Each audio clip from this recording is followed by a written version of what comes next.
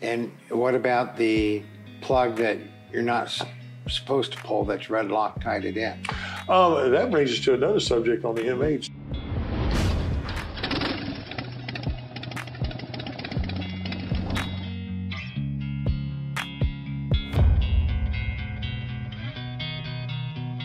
But yes, that is the sump plug in the case, and that will drain the sump and the bellies of the which should of the be motor. 3 to 4 ounces. Well, when you pull the crank, yeah, it should be no more than 2, 3, 4 ounces at any time given time. Because if you look at a cutaway of the M8, you've got the bottom of your bellies, and there's a little shelf, and that's where your one of your scavenge ports is for the oil pump. So fueling did a really good Luke Leatherman did a really good video on. They figured this out at the King of the Baggers. So the scavenge port in the bellies or in the cases of the twin cams were machined. Mm-hmm. In the M8s, they are not. They are threaded, and when that case breaks, that's where the hole is at for the scavenging. Mm-hmm. Well, if you take a look at one side of the case, you put that red dye marker on it, and they run the plug in there, mm-hmm. up to 60% of your scavenge port could be blocked just by the factory plug. And the oil pump can't scavenge fast enough, and then it sumps. So Luke and those guys came out with a sump plug that only goes so far in and doesn't block any of the. So that's to this day? That's like that's 2022? To this day. Yes, that's to this with day. With the new oil pump? That is to this day, yes. So, yeah. The plug is partially blocking. It depends on how far they installed it at the factory, but it's definitely really long. And if you don't, I don't know if we can, it's out there. If you look on Fueling's website, they did a video of the cross section of an M8 case. They twist it up in there, and you can see by the red dicom that they've got on there that it's probably blocking 60% of the scavenge port once it's together. Wow. So then again, that lends itself to the scavenging capabilities of even the best oil pumps, if hindered, you're still going to have problems.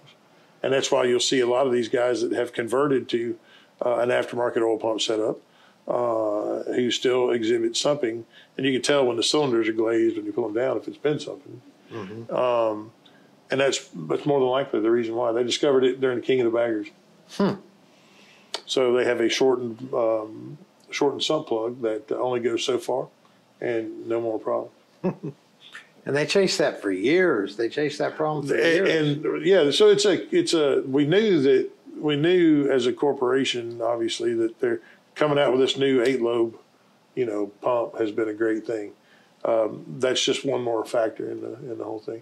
And you can tell that Harley is really getting on board with looking towards the aftermarket for help in some of their designs, I believe, because look at Olin's has now got on board with Harley Davidson as far as the shocks go.